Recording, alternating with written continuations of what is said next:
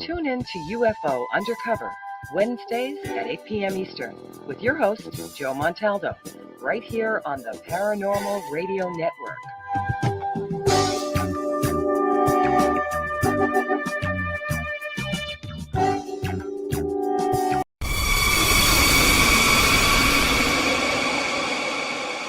Are you ready to explore the unknown?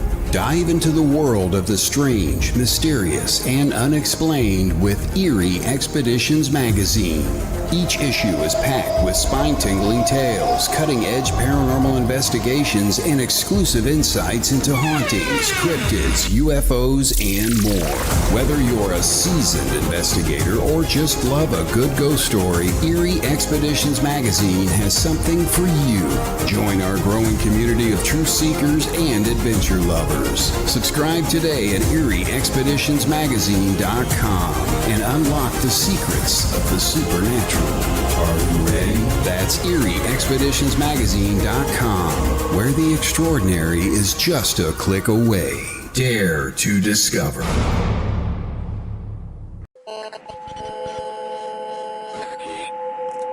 What's out there?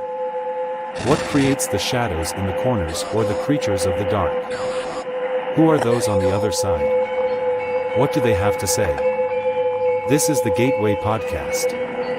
This is not your normal style of paranormal talk radio. Brought to you live from United Public Radio Network, 107.7 FM New Orleans.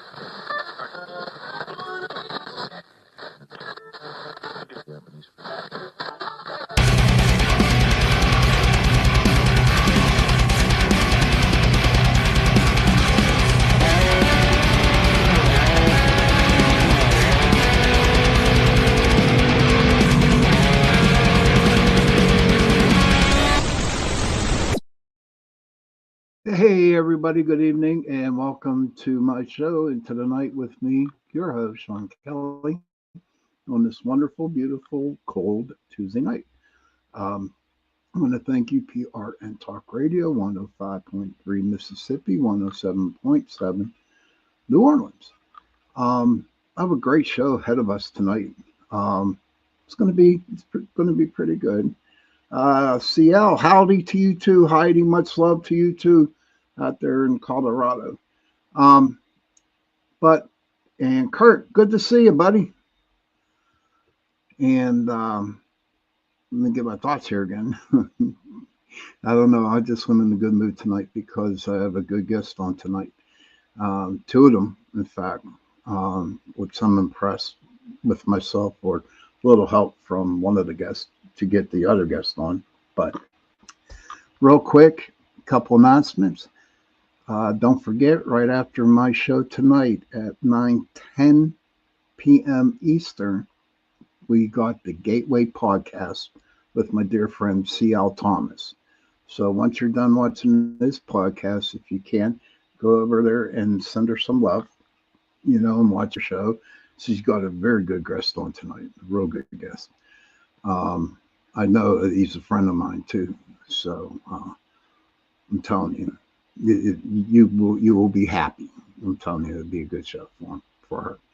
But also, I just forgot what I was going to say again. I don't know what's wrong with me. I don't know, but we're here. It's Tuesday night, and without further ado, before I get more tongue-tied, uh, my guests tonight, I have two of them.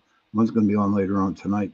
But the guest I have on tonight with me right now, he's been a friend of mine.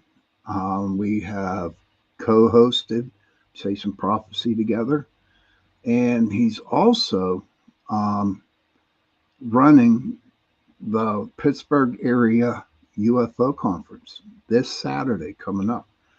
And he has a lot of wonderful speakers. And so tonight, hey, Joe Fox, then what we're going to do is, hey, Michelle, what we're going to do tonight when we talk to John, he's going to share a little bit about it, how he got it started, what's going on, maybe talk about a couple of the speakers. But around 8:30 tonight, we're going to have one of those speakers come on the show for a couple minutes. So I'm really, really interested in that. And without further ado, my friend, Mr. John Ventre. Hey, John, good evening. Yeah, thanks for having me on again, Sean. It's funny how quickly a year or two goes by. I know. I know. Wow. Am I getting more gray hairs? I noticed your beard's more filled in. It's bigger. Yeah, Santa Claus looking now. Kurt W. says, howdy, John. I hope I get the chance to meet you, brother. Thank you for doing this conference this weekend. Yep. Yeah, come Saturday. Yeah, so, he's coming.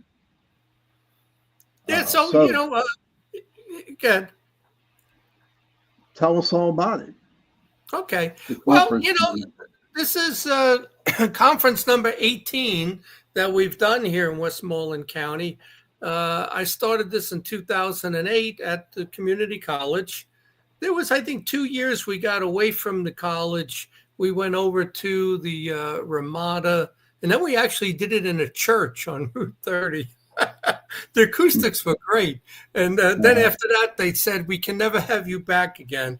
The parishioners were complaining about a UFO conference at the church. But this will be 16 out of 18 years at the college. And I like doing the college, because well, you were there at the first conference we did.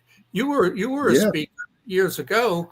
So, the college, it's in the science theater, comfortable seats, good audio, video, and then, we bring these good speakers in. Now, Saturday, it's supposed to rain all morning.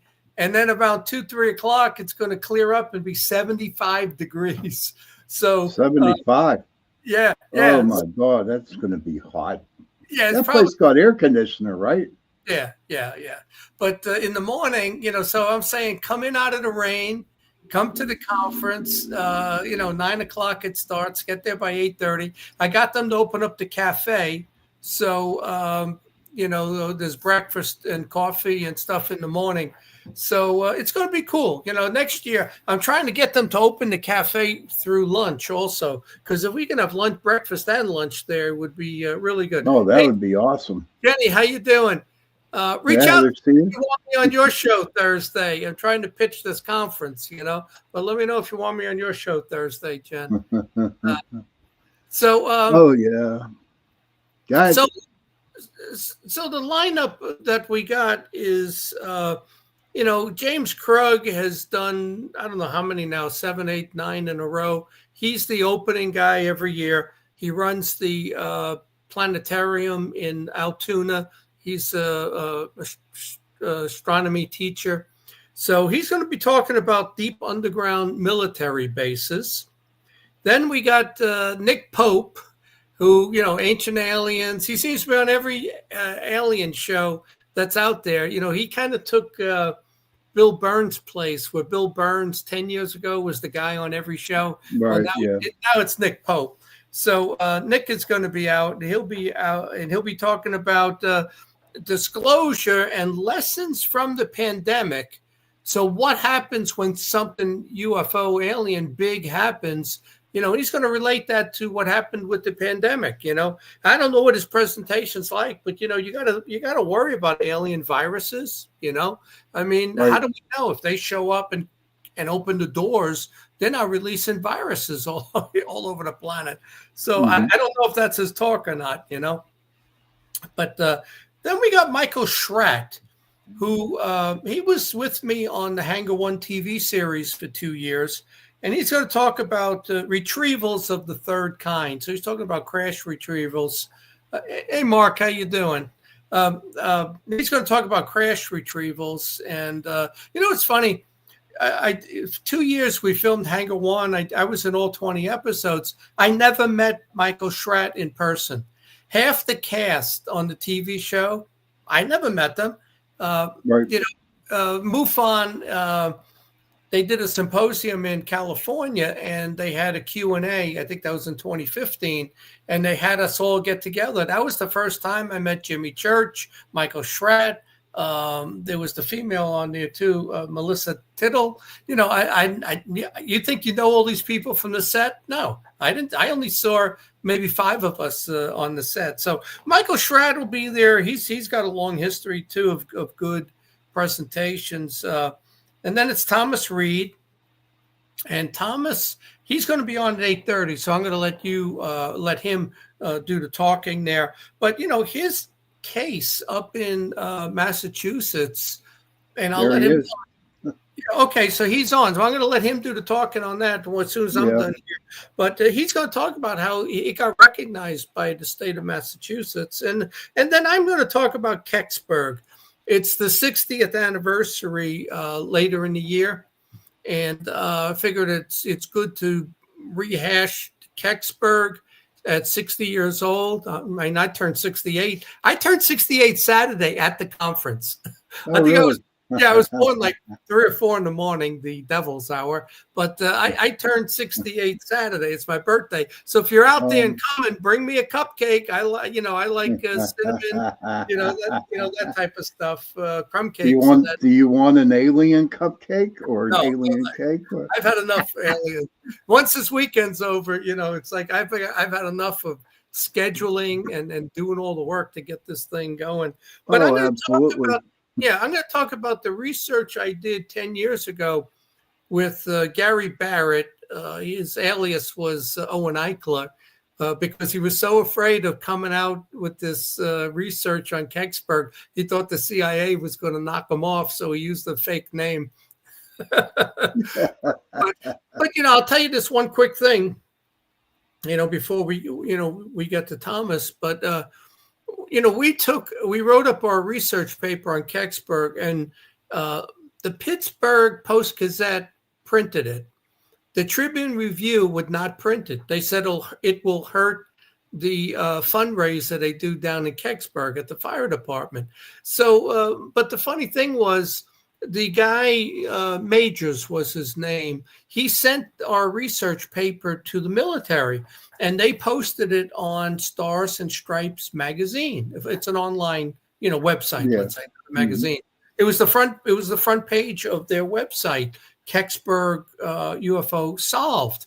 A couple of weeks later, a guy from Massachusetts contacts MUFON, and they give me the phone number, and he says that he knows the guy in charge of the investigation at Kecksburg. The guy would tell them stories all the time about how he was the officer in charge of the military, the army group there at Kecksburg. So the interesting thing is, Unsolved Mysteries, the Sci-Fi Channel, Leslie Kean, Stan Gordon, none of them were ever able to identify any of the military there. And there was a lot of military there, probably 30 or 40, So through our research, we found the officer in charge. So, it's pretty cool, and I don't want to tell you any more about it. So why don't we welcome in Thomas Reed? Yeah, there he is.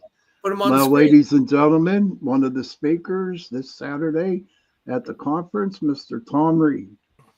Hello, Tom. How you guys doing? Glad to meet you, buddy.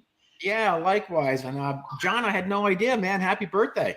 Yeah, it just happened to fall on my birthday. I'll be 68 on Saturday. And I already got it scheduled for next year, too. April 11th is the 19th UFO conference that we're going to do here in West. Right after your birthday, then. Yeah. I'll have a week I'll be a year older. I'll be 69, but I'll have a week to rest.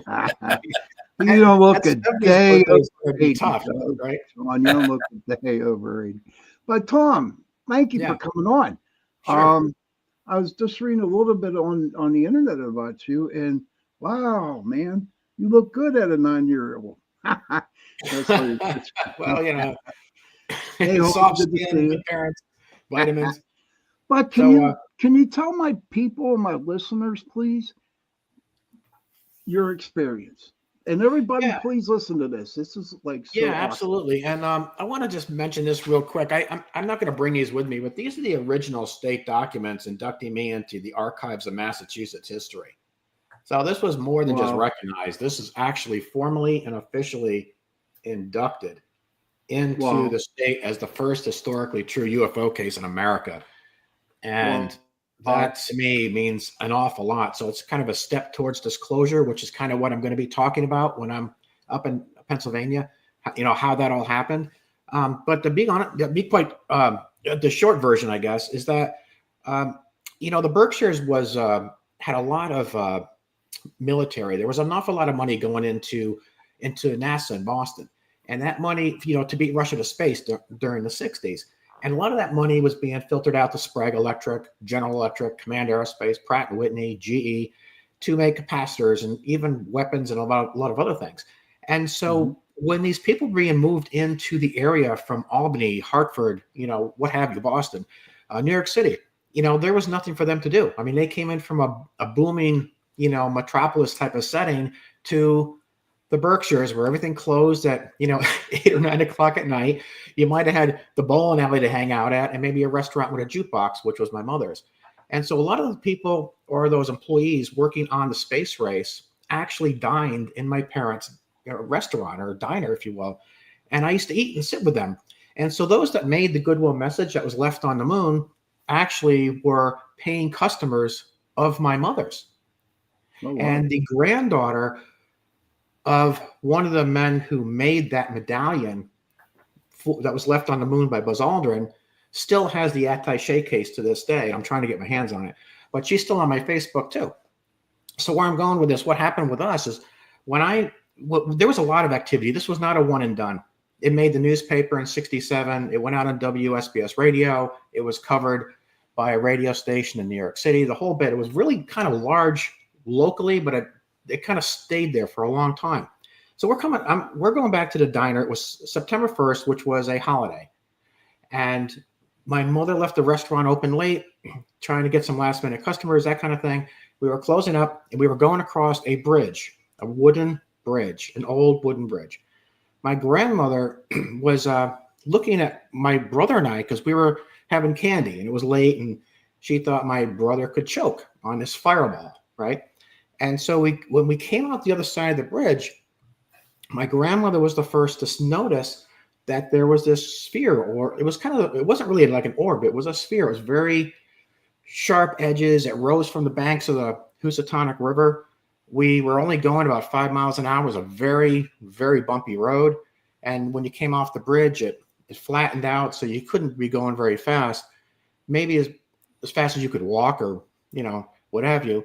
And we're looking at this thing out the left side of the car, which was rising from the banks of the Housatonic River. And then off to the right, my brother had noticed that there was an orange one, very similar to this white sphere, but it was much closer to the water and about half the size. And so we split them. So there was one back over here and there was one over here, and we went right between the two. Now, they were about 30 or 40 yards away from our car. The one on the right was further away, but we kind of split it. And when there was a clearing, my mother pulled the station wagon off to the side to try to get a better look at this thing, because this was not the first time we had seen something in the skies. A lot of people had. And there was a lot of talk about the space race. People were paying attention. It was just one of those times where this was not something that was really that rare, believe it or not. And so with that, she pulled off to the side of the road next to a telephone pole. And we were waiting to see the sphere because it was kind of traveling in the same direction as our car was. We don't remember seeing that again, but my mother yelled, "What is that?" And there was this object hanging about 3 stories up. It wasn't shiny. It didn't look like something you'd see online. It looked like a turtle shell. In some respects, it almost had this appearance of a rock. It had like a pattern to it, though. The top of it was very thin. The center of it was thick, and the bottom of it was thin. So the majority of the craft, if you will, or disc, was the center of it. And so we're looking at this thing, our eyes are adjusting, the windows are down. We didn't have air conditioning back in the day, so it was a warm September evening, and we're just staring at this thing. Then it sounded like there were pebbles or stones hitting underneath the bottom of our tire. When you drive down a dirt road, you're ting, ting, ting, ting, ting. So it was kind of like if you're deep in a swimming pool and you hear that tapping noise, that's what we heard. And then about that time, the disc started to put out like a reddish tone. So you could start to make out the craft from, I don't know where the front was, but it was where our car was in conjunction to the craft, it almost looked like it was where the front of our car was. Let's say that was the front of the craft. It started to bleed down through the skin of it. So you could start to make out the size of it, what it really looked like, because it was pretty dark, but this lit it up. So I've said it had like a light to it, but it was actually the skin of it that was putting off this sheen. Mm-hmm. And one of the things I found interesting was that Melanie Kirchdorfer, who was on Unsolved Mysteries with us too, she's the first one to mention that it had a reddish tone to it. So I know she was being honest. But yeah, so it had this sheen. It almost went to the back of it. I don't remember seeing the whole thing lit up, but at least half of it. And so at that point, it felt like we were like deep underwater again. My mother says that like the air got tight, like it was almost like you're wrapped in something and it was hard to breathe. And all of a sudden there was a flash, and I remember seeing the dashboard, back of my mother's head, my grandmother's head, and that was the last thing I remember from being in the car. What an experience. Now, I don't know. I'm just like speechless here right now. But in the Berkshires, right around the bridge and that, was that your experience? That was the very first UFO experience, correct? No, there was not even close. No, 67 made the newspapers. There was 66. Could you share that? Could you share I'm that, sorry? please? Can you share that, please? Well, the 67. Well, I'm not done with 69. If you want to hear what happened with 69, you want to finish that? Yeah. Finish 69, okay. and then we'll. Yeah, I just didn't want to go on without taking a breath and running with it. I got a podcast too, so I'm like, maybe I should take a break. Anyway, so at that point, the next thing I remember, right, was that we were in what I would call or reference is like an airplane hangar. And I've said from day one regarding 69 that we were not on a craft. I've never said I was on a craft in 69. Matter of fact, I'm pretty sure I wasn't. I don't know for sure, but I don't think I was. And I'll tell you why. Where we were and where I found myself later on that night was in this large open hangar that reminded me of an airplane hangar. Okay. Now, I say that because I've been in airplane hangars since, and I know kind of what they look like. And so that tells me that we were somewhere either underground. There was a lot of military. There's a lot going on. These crafts and spheres and what have you, they were seen all over the place. There were crop circles reported. There were men coming out of the hills with phones on their sides. There were military jeeps. The Berkshires was crawling with government because of the space race. And they ate at our diner, which was right down the road from the racetrack. So that's where everybody hung out. And this was a rural area that wasn't far from the NORAD towers. So this is how this whole thing happened with the government, our case getting inducted, and everything else. So I saw something that was definitely alien. There's no question what I saw was off-world. The craft was certainly off-world. Everything I saw was definitely off-world. But where I was an airplane hangar. I'm pretty sure of it. And the Great Barrington Airport was right down the road from us too. So wherever we were taken, we were either on the ground or at the airport. I'm pretty sure about that. That's crazy, dude. I remember sliding off whatever I was sitting on or laying on in this airplane hangar type area. There were lights, like a tube of light, a space, a tube of light, a space, a tube of light, and a space. I was grabbed by my left arm, and it hurt. I'll never forget that. It was just like that. And I was pushed through this door. I was not nicely, come here, Tommy. No, it was rough. I went through the door and I was in this hallway with these tall, high walls. And I was taken into a room which reminded me of like an MRI room with the glass block, and it kind of bowed like a can. And there was an out or an exit to the right and an exit to the left. I saw what looked like an ant figure staring at a wall. Two. The head was like a football, and they were staring at a wall as if something was happening in this wall. I remember that like I'll never forget that. That depiction is still in the Roswell UFO Museum to this day. I drew it as a child, Right. And so with that, I heard voices. I heard my mother's voice. I heard my grandmother. My brother remembers a lot of attention to his club foot. He had a brace on his leg. It was towed in, and he grew up with a brace. He remembers a lot of attention to that. I remember markings on the ground. Or the floor, whatever it was. It was like very white. There were like gray swirls. I don't remember music. I don't remember it being hot. I just remember a silence. I remember being laid down, and I remember this apparatus coming over me, being laid over my body. So this first one came over my body and held me almost in place, but there was still a gap between me and the apparatus itself. And then the second one came over, and these holes lined up on the two sides of these pieces, and then it lowered and tightened over my body. I remember a bump to the head. I remember being back in that room with the lights. And then when we returned, or I came to in the vehicle, we all came to at different times. And my grandmother and my mother were now reversed. My mother had been driving.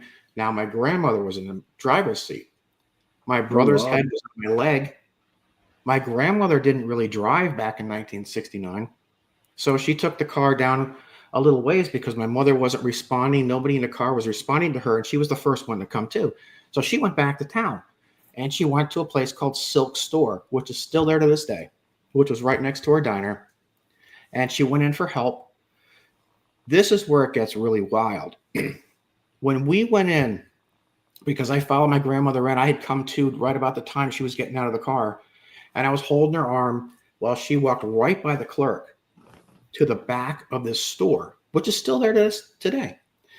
And she got mixed up, like she was trying to grab this. It was like a convenience, like a store that had like strollers and bicycles and food and everything. It was just like a general store. And she grabbed on to some bikes and grabbed onto a stroller or a buggy or something. And she just held on to the handle of it. And I was trying to grab her to say, we need to go, we need to go. I remember that. The clerk came over and was like, what's going on? Are you guys okay? And my grandmother didn't know what to ask for help for. But if she had mentioned what she saw, then we would have known that Tom J from WSBS Radio had already been in contact with the police department. And they were working together on the radio to ask people to call in to see where this craft was. So if you watched Unsolved Mysteries, the Berkshire's UFO, Eddie Galata's father, who was the chief of police, they went out and were dispatched to go look for this thing. But I guess she just felt it was crazy and just, we're going to go home now. My mother was standing outside in the headlights, and we went home. And then the next day, there were all these people on the radio. I saw this, I saw that, the Jan Greens that were in the show and everything else. They had seen what we encountered. And so at that point, our diner just became this hub again, of conversation. And then I'd say it was 1992 that we were approached by Robert Bletchman, who used to work with MUFON. He was the public relations director for MUFON. And he was working with Stanton Friedman and Linda Morton Howe and Mohammed Rabin, who was the president of the Parapsychology Society at the United Nations. And they were having a symposium on extraterrestrial intelligence and human future, which was it was GA 33426. And they wanted to mention our case in support of the Hudson River Valley sightings, because the crafts that we saw that were reported in the area kind of came from like the Boston area, came across Sheffield, came across the Housatonic River, and then had gone into Milford and then to the Hudson. So there was perhaps this connection. So it was just a mild mention that could have what happened in the Berkshires, you know, our family's incident over the Housatonic River had bled over. Could anything have, you know, carried over? And being that my father was a politician, he was a mayor, he was, you know, judge of probate, he was historical society, he was an attorney, that pillar standing that he had in the community, I think Robert Bletchman, you know, thought that might carry some weight. And so it was mentioned in support, our case was mentioned in support of Cash and Landerman too, by the way, because of the environmental effects, at least we were told it would be. And then, of course, got mentioned in support of the Hudson River Valley. And then, like 15 years later, on the same day, October 2nd, my father was killed. Wow. And so because my father lost his life and he was political, and he was advocating, or we were advocating, something that was very important to people locally, because they were chastised just like we were. Then I got a call from the Historical Society, would like to do something for your in memory of your late father. So first we got a proclamation, you know, and then they looked into the testimony from people. They found, you know, everything I'm pretty much looking for. So they hired a lawyer. There was an attorney by the name of Kessler, who went to the Roswell Research Library and worked to mine for information for the Historical Society. So Roswell actually kind of played a part in it too. And so after they got their information, you know, I took a polygraph test. I passed it. They had the radio station validating things. They found the records from the, you know, Bletchman, and they decided to induct it as an historically true event, because our diner primarily had altered the natural progression of the community, just like Billy the Kid altered the railroad. It was so profound to the area that it altered the natural progression. Therefore, the event as a whole was true. And that's how I got that. Wow, that is crazy. Thank you. Yeah, it is. You can't make that up. I mean, it was like, who would have thought, you know? And it was a small little restaurant, but what was kind of cool about it was that my mother had an old Wurlitzer jukebox, you know, it's 1960s jukebox. And so back in the Berkshires, there was no radio stations. I mean, there was an AM station, which was WSBS radio, but there was no, you know, rock and roll. If you wanted to listen to the Stones or Creedence or whatever it was, right, there was nowhere to go except the bowling alley. And so because we had a jukebox and people were moving into the area and these guys were working on a space race, they hung out in our diner because there was music. And my mother, to keep the customers coming, fed the jukebox all day long, because she would open the back, take the quarters back out. So it was always music playing. So she would put, like, you know, hypothetically $10 in the friggin' thing. And then people would come in, and because there was music and she could whip up some more food, you know what I mean? She was a single mother. And so she wanted to keep people there. So that the restaurant became like a hub for conversation for those working on a secret space program, because that's where the majority of the people were coming. And the other thing too, we were right down the road from the second largest horse track to Saratoga. Wow. So if you wanted music, something to do, and some food, you came to that little corner of Sheffield. And so that's it. That's the short version. Yeah. Oh, wow. We don't want to give them the long version. We want we don't. No. The long version at the conference. I'm right. sorry, man. I put together such a great PowerPoint. It's going to blow their minds. I'm telling you what, everybody. He's going to be there this Saturday.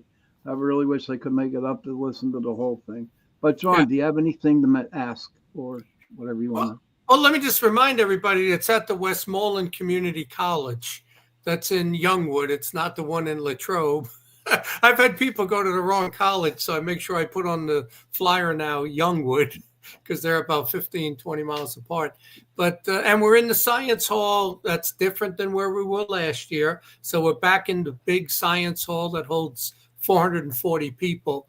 That's where I prefer to be.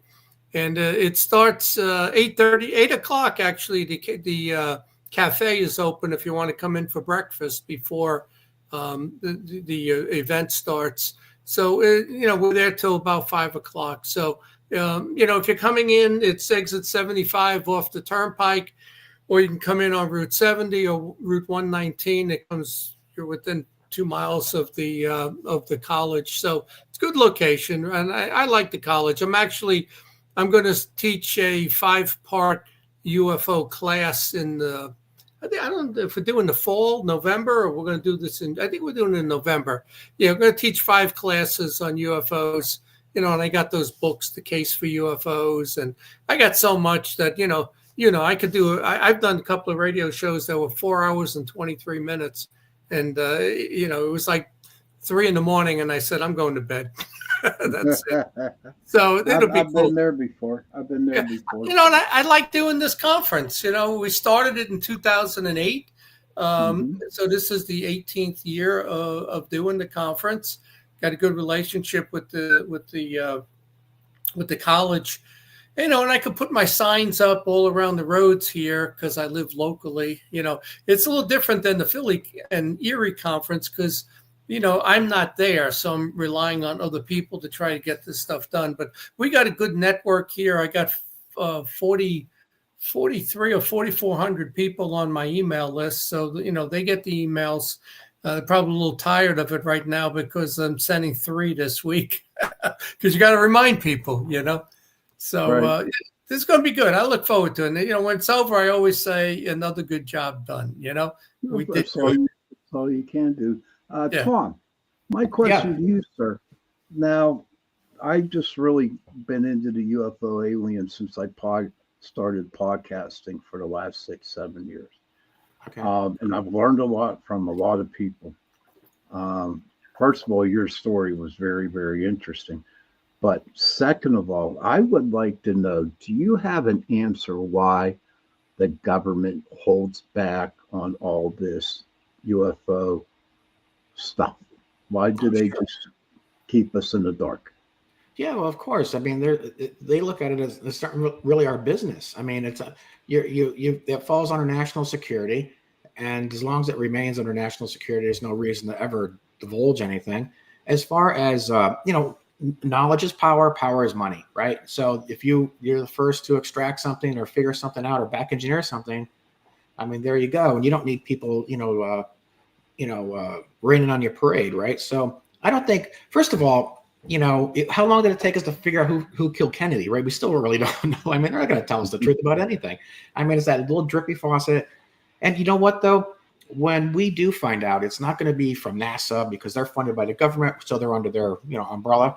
But it might be a third party, a space program or something like that. It's not going to come from our government. I think when it's time where we do get some answers. It's going to come I don't believe from our government, but I don't think they're going to be able to deny it either. So, that's the way anybody out there in the chat room that has a question for either John or Tom, feel free, type it up. I'll put it up and they can answer it for you. Well, back to the Berkshires. You were saying also that is there an Air Force base around that place too? Well, yeah, the Berkshires. I mean, you had the NORAD tower in Dalton, and the incident itself that I'm referring to also got a classification, a CE classification, and so there was no denying that something was happening. And this is the interesting thing. So 66 had a lot of sightings. 67, it was in March. The March 67 incident actually made the newspapers, and I'm going to show that clip when I'm in Pennsylvania. And the reporters that covered this back in the day, I actually got their footage, and I'm going to show that too. I'm actually going to show the woman who actually covered this originally. So I think that when you've got an area that is getting millions and millions of dollars it's a space program too, a secret space program to develop technologies. They're not all developing just resistors or capacitors or something like that. There's a lot of different organizations that were working there. The place was packed with government cars. It just was. And so I think when it came to what we saw or what we encountered or what was going on in the area, if you were going to back engineer something, that was the place to move something to do it. Okay. I mean, there were all kinds of rumors about these big military trucks coming in with who knows what's on the back of that, who knows what's on the back of this one. And then you had these Jeeps coming out of the woods. I mean, where we put, once in a while, you'd hunt up there, right? It was a lot of good hunting areas. Norman Rockwell, Tanglewood, Stockbridge, that whole area. And there was military coming out of the woods. And so, again, I think people are actually at some point even nervous about where they were going to go. Do I really want to go up there? Am I going to stumble across something I shouldn't see? There was a little bit of that talk too. And there was a huge dairy farm there that, their cows would go missing. I mean, all kinds of stuff. I mean, it was, and by the way, there's more. The magnesium that was mined for the atom bomb that went to Oak Ridge was mined 3 miles from our diner in Canaan, Connecticut at the lime quarry. Oh, wow. I mean, this is what I mean. It's like, no one really understands what our case is. It's not, we saw gray aliens. I never said that.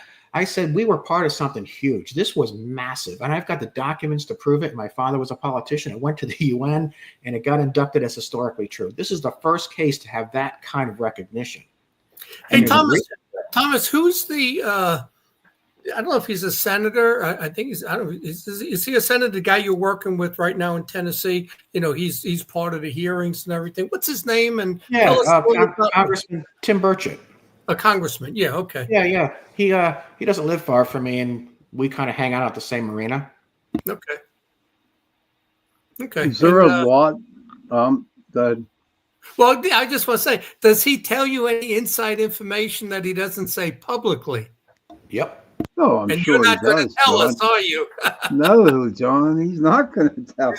Because we know Tim Berkshire. We know Tim is watching this show right now. Yeah, he's a good guy, man. I like him a lot. I respect him immensely, but I can't share anything he tells me. No. Now, the Senate, the Congress, is there a lot of, you don't have to say their names, but is there a lot of senators and congressmen and congressmen ladies that really believe that UFOs exist, but they're keeping quiet? Yeah, I don't think it's any secret. And when Grush was out front, getting that label of being a whistleblower, which he really wasn't, because he's only repeating what he's heard from other people. It wasn't firsthand testimony. He was just hearing things, going out front and sharing it, right? So anyone could have done that. Anybody could have just gone, listened to it, and gone back out and shared it. I mean, would that make him a whistleblower? So, but there was an awful lot being shared behind closed doors that was introduced for the first time, including video footage of some pretty, telling, clips, if you will. Right. And so it's no secret that other people now, I think, have the same drive that maybe Tim does to get to the bottom of this, because a lot did come out, a lot that we don't hear about on the local news, if you will. Oh, very good. All right. Hey, Sean, I don't know if I told you, I wrote a new book, and that was last year. Did we talk about this on any, I don't know, remember the last time I was on with you, They Are Us? No, we didn't talk about that. No. Okay. It's about time travel. And it's funny that I've written 2 books on 2 women I met, one in Roswell in 2013, and this one was in Scottsdale, Arizona in 2023. So 10 years apart. But, I've never given a lecture on this or anything, but they were both had albino features. The one in Roswell, she told me she was a hybrid. This one didn't, but she told me such a story. Both of them told me such a story. And, I'm looking at them and they both got similar features, kind of albino type features. But so I wrote this book, and this one, she actually gives me a booklet, and it has all this stuff on how the 1936 crash in the Black Forest was where we got all the technology from.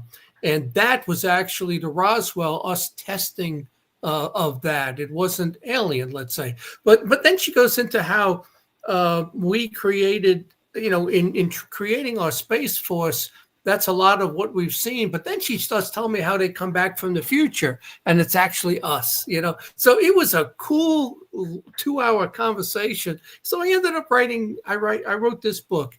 Now, the one in Roswell back in 2013, she had a totally different spin. It was the ancient aliens, that they've been here a long time, and they've, they upgraded us. We were, hominids, let's say, and they upgraded. But the interesting thing with that conversation, though, and I got to put together a presentation on this. It's funny how I got my next couple of years presentations already done. Next year's is going to be on the MIT abduction symposium that took place. But I gotta put this together on my encounters, and I even had a third woman, similar looking, that I encountered in 1999 at my first MUFON symposium, and very little conversation or anything. But what happened afterwards, when I got home, I had some sort of infestation in the house.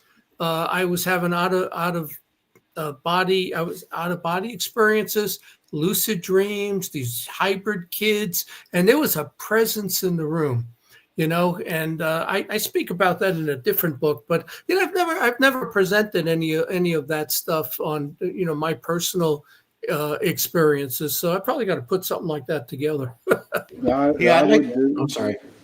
Go ahead. No, please, Tom. I'd like to expand on what happened with us too, because there's so much. It's kind of like, you got like an hour and a half, and you're like, I don't even know where to start sometimes, So I kind of try to get to the facts and how this whole happened, and lay down that foundation as to how this got inducted and everything. But there's so many other pieces to this. My son tested like 170 IQ, and he was taken to the Knoxville Hypnosis Center to be tested for remote viewing. And he scored higher than coincidental chance on that as well. And so sometimes I say to myself, here's at the time, like a 14-year-old boy who's testing higher than coincidental chance. He's got an IQ. I mean, I like to think I'm fairly well, versed, but I don't have the IQ he does. And if he knew his mother, well, he didn't get it from her, right? So I say the same thing. I say the same thing too, dude. So where did he get it from, right? And then, of course, my brother and I are the only two that went bald, and we've had eye problems from the incident. And then we're 9 of us in our family are Rh negative. I'm O negative. My son is AB negative. I am. He's A negative. My ex-wife was AB negative, and my mother and father, and so it's you start asking yourself, like, the high IQ, the extrasensory that has been documented, the blood types, not having that gene that ties you to any. There's no link to an O negative blood, has no link to it. No one knows where it actually comes from unless it was the original blood, right? And then you start looking at the pyramids, you start looking at all this, and you're going, well, here's something else too, right? So a lot of people go, wow, the dinosaurs, died out of blah, blah, blah, and man's only so old.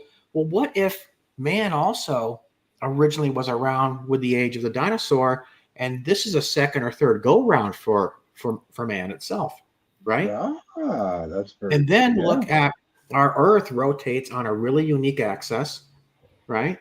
And so you have brackish water, salt water, fresh water, desert, rainforest. You've got all these different climates, and yet it's probably one of the few planets, because of its odd rotation, that it can house millions of species simultaneously. It's like our galaxy's arc, right? Absolutely. And if every animal, right, every species that is now here, which is 7 million after 5 global extinctions, 5, you got 7 million species here. We know that just by the pharaohs too, that you can't date your sister, right? So because they get weak, you can't inbreed, or they die. So that would hold true with every species we have here on Earth. So how is it that we have all these healthy animals that have managed to survive? They wouldn't have had to been close to each other, male, female, about the same age. It's like the entire planet was stocked right? Yeah. Yeah, Very carefully planned. And that's one of the reasons why evolution doesn't work. It makes no sense. You're telling me that every single thing on this planet evolved at the same time.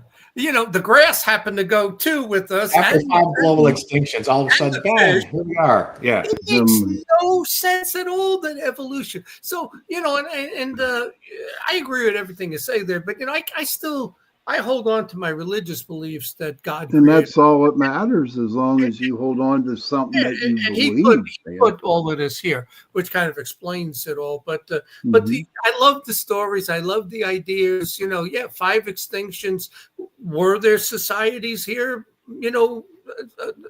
40,000 years ago. I just got back from Egypt. I was there 12 days. Look at the Sphinx. The Sphinx is older than the Great Pyramid. Yeah, I mean, it was an amazing trip. I actually found the temples to be more interesting than the pyramids because, they're like 50, 70-foot high columns and carvings, and they carved these things right out of the stone. I'm just standing there looking at them saying, holy cow. And there was a block that they cut, and they didn't finish it. And I got a couple of pictures right near it. Nowhere near as big as Baalbek, which was, nobody can explain how they moved that one.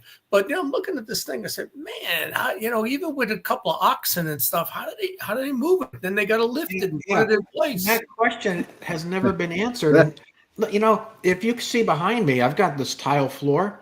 I couldn't get that put in level. Yeah, right. It's like, and it's all perfect. It's all perfectly cut, also. But I'll tell you the funny thing, though. The tour guide, the guy with, on my bus was, he's Egyptian, obviously, but he's Coptic, so he was a Christian. He was not a Muslim. And when we finally got to the pyramids, and he pulled up and he goes, "How do you think we built this? Aliens?" And he broke out laughing. He goes, "No, we built it. We built." So it's like I said to him, "Do you believe in giants? I mean, giants are in the Bible, in Canaan and all." He goes, "Nah, there ain't no giants." And so it's like the one thing I learned about the Egyptian people is they want full credit. They believe they are the oldest civilization. They go back older than India with the Hindus, which I think is the oldest, So they took credit for everything. But the TV show, John, you and I should have a TV show where if you can build even a small period, you win this or you win that. There's just no way. Would never have to pay out, right? Because there's no way to do it. There's no way we. All right. I hate to do it, guys, but we got to go. Oh, it's over already? It's over already. Really? Holy cow. Yeah, I am so sorry about that, gentlemen. No, it's okay. Forget it. Thank you very much. Thank you very much for coming on tonight. Make sure you come to the conference. Yes, come to the conference. Saturday. And Tom, I hope we can continue chatting down the road some. I would like to learn more from you, okay? Absolutely. Just give me a buzz anytime. I'm just I take care of my 87-year-old mother, so that's what I was doing earlier. I have to make sure she takes her meds. But right around 9 o'clock is a tough time for me. But at that from 9:15 to later on in the day, if you want to have me back on, we could even do a pre-record. I'm fine with it. Anytime. I appreciate it. Thank you, John. Don't forget, get a hold of Jenny, man. Sure. Come on Thursday night. But listen, everybody, don't forget this Saturday at the Westmoreland Community College. They are going to have the Pittsburgh area UFO conference. At 9 o'clock it starts, and I hope everybody can be there. And good luck with it, John. And children, if you can, please go to your parents, give them a hug, and tell them that you love them. And parents, please go to your children, give them a hug, and tell them that you love them. And if you have nobody, if you have no children, if you have no parents, find somebody, give them a hug, and tell them that you love them. Because those 3 words, I love you, go a long way. And on that note, good night, everybody. Happy hunting, and see you Sunday. Thank you, guys.